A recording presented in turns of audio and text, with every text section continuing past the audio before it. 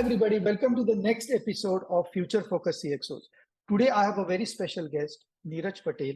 He's the Chief Information Officer at Greystone. So, without further delay, let me welcome Niraj to the podcast. Hi, Niraj. Can you please introduce yourself? Yeah, no, thanks for having. And this is exciting topic. We're just in amazing times. And again, as you described it, I've had an interesting career in technology, financial services, and real estate. And it's been an amazing journey. So I'm looking forward to our conversation. So I was fortunate enough to do a 5-year program at university called Temple University. They had an MIS program as well as a finance program as a dual degree. So I did that path, which taught me a little bit of business, a little bit of tech, and it was like the beginning of how I did things. And then obviously everybody, just like myself, got the first job out of college, which was at Unisys. This is amazing. When I was at Unisys, I was a network analyst. Yeah, so I was putting together networks, local area networks, servers, and really hardcore. And then I got bored of that job pretty fast. You'll find that's a common theme. When I got bored, I decided and I applied for a job at a company called GMAC Mortgage and wound up there. Did a lot of networking work, but had a fast track there. Worked through, went to VP of operations, and then there was a new division opening up and became CIO for that division. And that's how I got my CIO chops. And that journey was so fast. To give you a perspective, I graduated college in 1990. By the beginning of 1995, I was CIO. Oh, wow, my God, it's an accelerated path. So talk a little more about it. A lot of people would be really interested, me included, saying that how does somebody get on such an accelerated path? What's the secret? It's so simple. It's so human. Take your knowledge. You have to be good at what you do. Take the time to care about what the customer needs are. So internal customer, external customer, and be there. So a lot of those big progressions that I had at all the companies that I've been were really because I took the time, I was patient, I explained from a business value point of view why you would use the technology, not just technology terms, really simplify it. And that was 90% of the battle, right? Now, you can't control timing. I just happened to be there at the right time. And if that division didn't open up for 5 more years, I may not have been CIO for 5 more years. But hey, don't worry about what you cannot control. Just worry about what you can. And I got to say, it's that human connection. I had made connections with the CFO, made connections with the head of the trade desk, and those leaders became future leaders, CEOs, and they remember you, and they're the ones that brought you in. Absolutely. I think you hit a very important point, saying that internal relationships are equally important than customer relationships. Many employees I have seen miss that mark, right? They say, I'm good at what I do, I bring in a lot of sales, but they don't spend enough time building internal relationships within the company because that's what makes them successful. So great, extremely good point. Now, I really want to jump into the first question that comes to mind, depending on where you are right now working with Greystone, because you are a, I believe, private commercial real estate finance and investment company. So talk to me more about what happened or how were you shaken? How did you pivot when suddenly COVID hit and people started vacating the offices, right? And thinking about not even having an office going forward, right? And you just touched on something not only did Greystone have to go through, all organizations had to go through, right? How do I use my assets? Sometimes it's capital, sometimes it's real estate, sometimes it's money, all those in a different manner because of COVID, right? So work from home wasn't pervasive before. After COVID, it was very pervasive, right? So all of a sudden, all the technology and tool sets that we had learned and implemented were fully accelerated. And the ramifications are still being shaped. If you think about how apartments get used today, it's very different than apartments pre-COVID, right? So if I lived in an apartment in New York, I'd wake up in the morning, leave that apartment at 7 a.m., get to my office, do my work, maybe come back after dinner late, and it was used for that point of view, or on the weekend, you may have some friends over.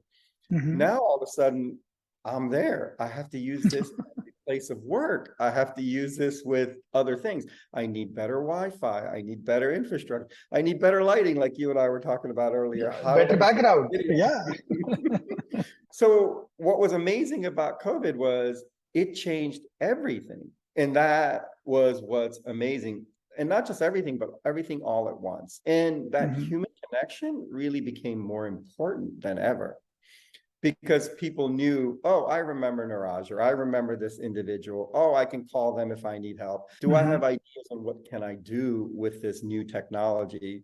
Because everybody had to learn it and everybody had to adopt it immediately, Oh, yeah. which is what was a struggle for most CIOs during that point. And one of the things that I know that helped me was Mhm. career was not always just be a CIO everywhere.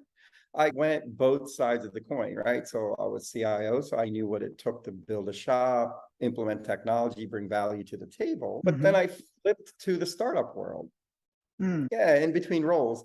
And what it taught me was a discipline of when you have to do more things as an individual. In large corporations, you get a role and you play your role, and you can sometimes stretch out of that role. But when you do a startup, there is no role, it's everything, right? So sometimes you're acquiring a company, sometimes you're implementing technology, sometimes you're learning sales, sometimes you're in front Oh, of the yeah. client. And those amazing skill sets helped through COVID too. It's, hey, when I talk to the salesperson, I understand what they're going through and Mhm. I help them and connect with them and see what technologies will work for them. Okay. So did you guys enable any new technologies, added any new technologies like a virtual tour of the apartments, things like that, what we saw came up more? Talk to me more about what technologies really helped you guys. And this is where I think what's interesting is there's no one silver bullet. It was a Mhm. lot all at once, right? Mhm. So do I have digital keys to give people access to the apartment when somebody's not there? Do I have Okay. a Mhm. virtual walkthrough of the apartment when somebody's not there? Do I enable better payments in the system? Greystone's fortunate because we have multiple different divisions and do a lot of different things. Not only do we lend on properties, but we also own, operate, and manage properties, Mhm. right? So you get to see it from how on the ground things are happening and what does the customer of that apartment want. And why do I have to worry about Wi-Fi? Why do I need to worry about a second carrier in that building? Do I need a Mhm. different alternative for those people? Oh, cell coverage now matters. All of a sudden, I'm in the Oh, building yeah. and calls, and what do I do differently? And if you had to ask me, was there one silver bullet? No, but I can tell you it was the Happy Meal, right? You know, Yeah. McDonald's, the Happy Meal. You needed a few things to make Mm. that experience, that employee experience, that customer experience amazing.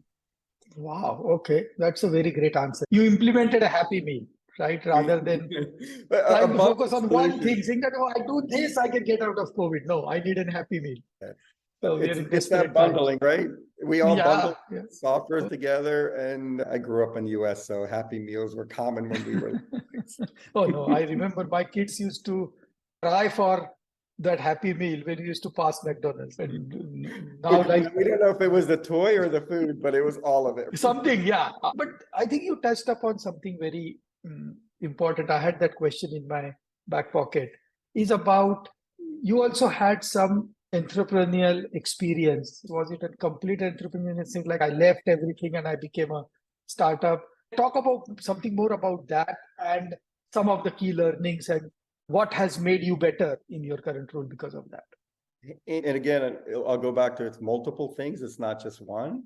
I was so fortunate to have an amazing mentor as my CEOs that have mentored me throughout all my roles, right? Mhm. And when I first became CIO, it was in a brand new industry. So Mm. commercial mortgage-backed securitization had just started. It wasn't a big industry. It was very niche. So lots of times we had to take on the role of building the product for the industry. Okay. So I was able to do corporate entrepreneurship within a large enterprise of a division of General Motors. So you were able to create technology. We also used that technology and provided it for the industry because Mhm. we knew the industry itself had to grow. We couldn't grow without the industry growing. And Of those course. skills that I learned about what it takes to bring value, because if my own internal customers didn't want it, I couldn't build the software that anybody would want. But then what happened was when General Motors had problems in 2006, our division was one of the most profitable, so it got sold first. And the private equity shops that bought it did not want all these technology assets. So one of the things I had to do was sell these off.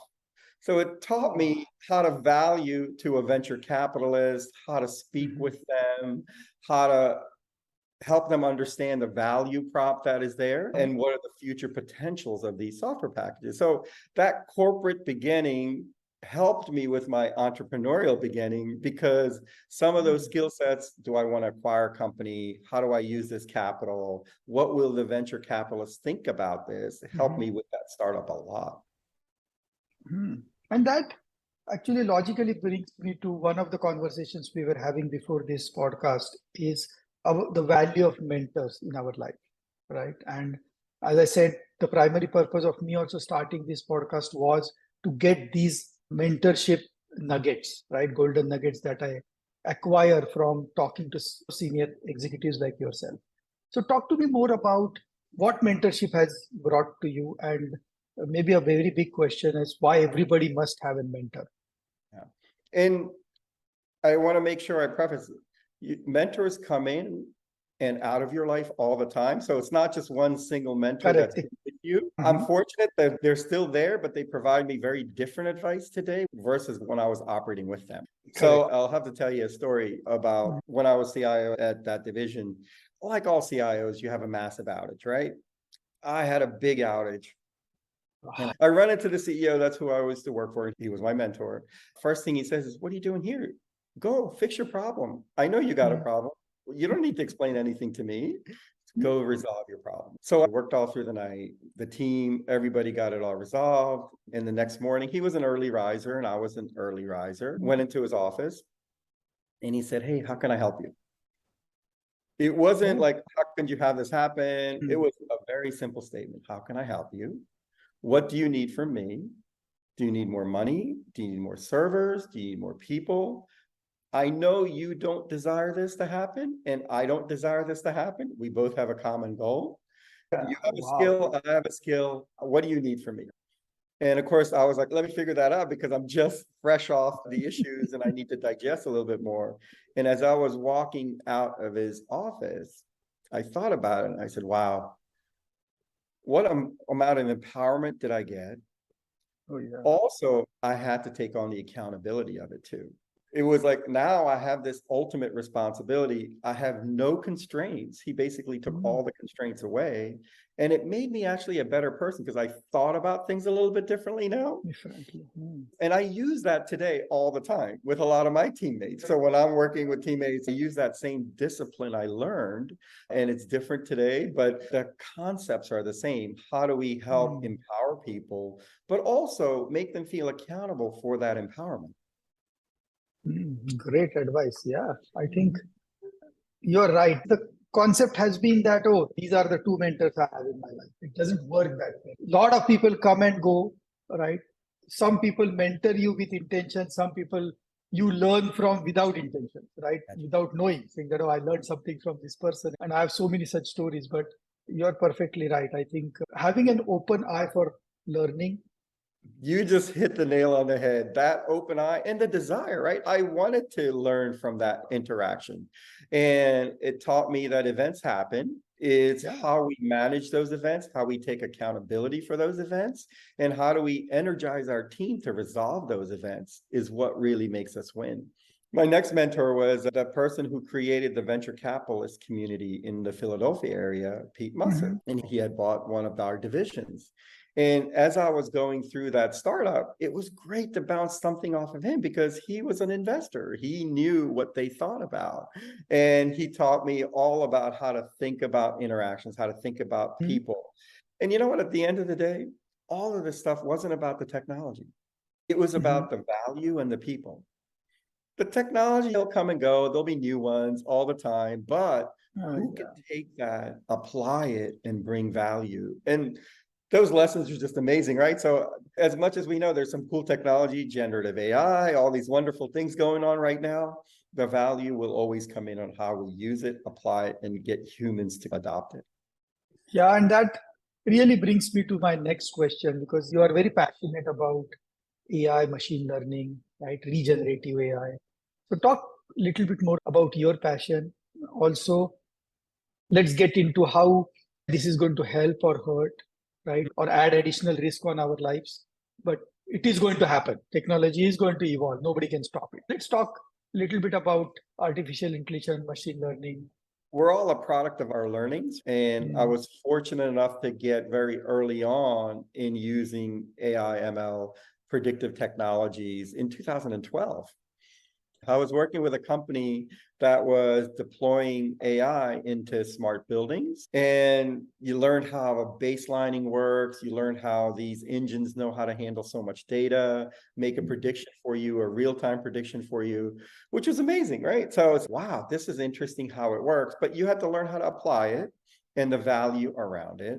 And then my next work after that was with IBM. So I was with Mhm. Watson. I got to learn natural language processing, how Watson digests things, how it works, what it means, and also visual, right? So Watson was able to do image analysis and things like that early on. So worked with a lot of customers on different applications of natural language processing, visual technology. And at the same time, the industry is evolving too, right? Predictive analytics was very early on. Natural language processing came a little later, it got better. And then image Mhm. processing, video processing keeps coming along. And those pieces working together is just amazing. Then I had the good fortune of launching an AI division for a large company. And we started thinking through how to bundle those pieces together and how to create value in that process. So we did the automobile inspection process. How do I have AI on the edge that's taking video data from the car, analyzing it, and getting feedback from the Mhm. person who's taking the video and being and guiding them through the process instead of doing the process. This is like guiding and working with the human to do that process. And it was amazing. The output was phenomenal. And those disciplines make me a better person and think about how to implement AI with humans. And currently, the big fear is, will this take my job? Exactly. I was going to get there. Yeah. Yeah. And all my experience so far has been, it just enables us to be so much better and it works with us. So we have to figure out how we want to work with the technology and get Mm. both, because the technology gets value from you and you get value from technology. It's bi-directional. It's not like the old days where the software had to be programmed or learned or processed. This one is working with you and it's Mm. kind of learning with you as you're learning too, right? So it's a different thought process, but it's awesome because when we both work together, it's amazing. I think you said it in a very, very unique way. I want to paraphrase it, if I may. Because we always, being a technologist and running this company, adoption is a big problem of technology, right? If it's Salesforce or across as a CIO. And many times we say the problem is in the chair, right? Problem is not in the computer, right? So because you have to adopt technology, even though it's built for you, you need a level of adoption, right?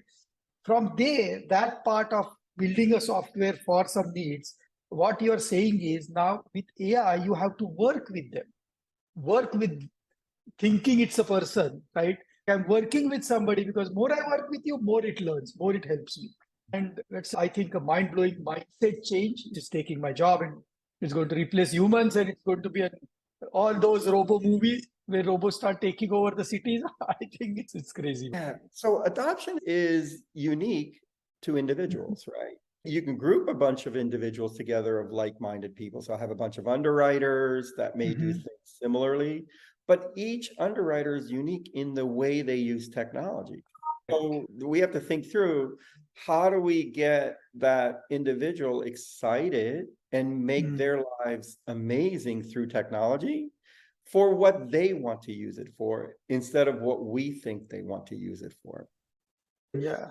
It's a big statement. So I always use this example. We have a EV and we've had cars that had assistive technology in driving. Mhm. And I'm a technologist, just like yourself. So we like to try things anyways. Oh, yeah. I'm always like, let's see what it's doing. Let's see how far I can push it. And then I put it on all the time, even when I'm just driving to get some milk. But my wife is the opposite. And in the 6 years we've had multiple vehicles that did this, she's never put it on. And Okay. and it's okay, but now I always ask her, like, oh, let me see how I can have her try it or not try it. And she may never try it, which is perfectly fine. But you know what? She's further ahead on using Snapchat, further Oh, ahead yeah. on Instagram than I am. And it's wow. So finding that right use case and helping them with the technology is what we need to do better. If we can do that better, I think we're going to find adoption is a lot better. It's not, hey, I'm going to make this robot and help you underwrite. It should be, you know what? Which is the most pain point in underwriting? Oh, I don't want to do this property now. So let's get that done for you. Oh, yeah. Oh, yeah. And they get excited. It's something they hate to do or something that is meaningful to them. Obviously, my wife uses those channels to communicate with our kids. And that's the rationale, and that's why she does it. And no fear of using new technology. It was just the right value and use case. Oh, yeah. I think you said it very nicely. Adoption is for an individual, right? So we create a persona and we say sales persona. Everybody should behave like this. It doesn't work that way. That's a very good insight. So finally, Niraj, let me ask you. You got a very accelerated path to a CIO. There are many aspiring CIOs who would be listening to us. So give some advice in terms of how do you progress your career? Summarize it. You said a lot in the last 30, 40 minutes, but summarize it saying that what advice would you give to upcoming CXOs? It's quite simple. First, be human, make connections, not just connections, true relationships, really work with people. And when events happen and opportunities come about to bring value, always raise your hand and do an amazing job. And don't do it in a vacuum. Be communicative, do different things. If you stick with that, it's awesome. Now, I'm not saying this replaces that you don't know technology. You need to know technology. Those are just things. You need to know that stuff, and you need to know how to work with those things. And as you know that, the next layer of getting to the C-level is always around that, expanding that. And don't just do it internally, do it externally, do it to the next generation. I take a lot of time. Not only do I mentor college kids, I'm getting mentored with other people. So it's a combination. I love speaking at college courses. So I speak when classes happen on a topic, and I always learn something else because learning how those people use technology only makes me better. So be open to that. Don't just think you got your day job. You really have to look at it holistically. And all those pieces make you a better person and make you more valuable for that role. Wow, such a nice advice. This is something very unique you said, because I always keep telling myself and a lot of people around me saying that because people say, oh, you get business because you have good connections. I keep telling them it is not about whom I know. It is about who knows me. And that's the real relationship you talk about. Saying that, oh, this problem I have, who can help me? Ting, ting, this guy can help me. That can only happen not by presenting a deck. And I don't even have a company deck. It is so surprising to know, right? But all of these relationships, what really drives that value, such a great advice on career. Be human, make connections, real relationships, right? Whenever opportunity presents itself, raise your hand, right? Do an awesome job about it, right? Be communicative. Don't go in a corner and start working, thinking everybody will know what you're doing. And I believe finally, right, look at your career in a holistic way, right? Don't just look at it as a job. So great pieces of advice. Yeah. But thank you, Niraj. This was like amazing discussion. I loved speaking with you.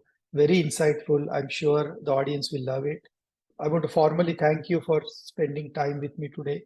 No, thank you for giving me time to tell my story. And the world is amazing. The time is amazing right now. So many new technologies, a lot of confusion. We all have to figure out how to apply it, use it, and get it adopted. I remember this is no different than the .com days. So much change, so much foundational technology change that has amazing impact for the next 5 to 10 years. Yeah. Be curious, go after it. Be curious and go after it. Oh, thank you so much. It was nice talking to you. Have a nice weekend.